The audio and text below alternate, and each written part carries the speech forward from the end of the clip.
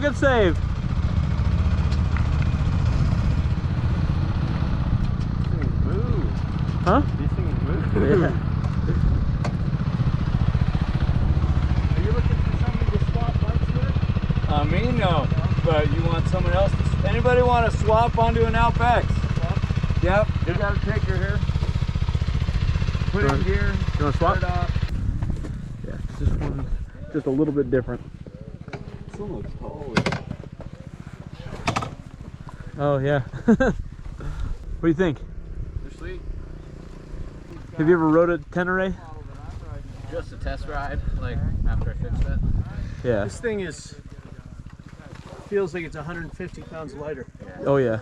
It likely is 150 pounds lighter. But the Yamaha puts all the gas up here and you're like... Yeah, turn your stuff off again.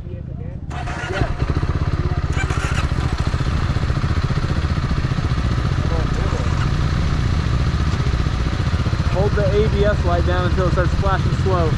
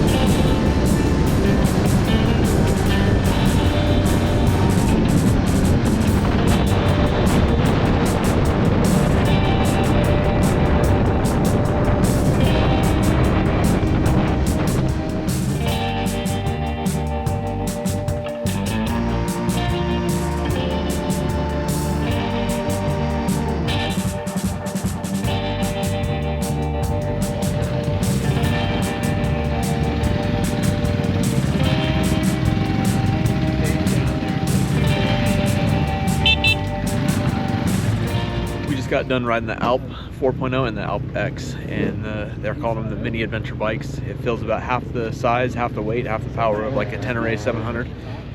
Super fun little fire roads, and Ethan got it up to 70 down them. I got that bitch up to 70. Yeah, it's really hard to break that mentality that it's not a race and you're just supposed to cruise on your old man bike, but they're super fun. You can still throw them around. It would be kind of cool. We took some dirt fire roads and I got some footage of that, but it would be cool to see how they really perform in kind of some single track, 2-track stuff, more of some type of off-road.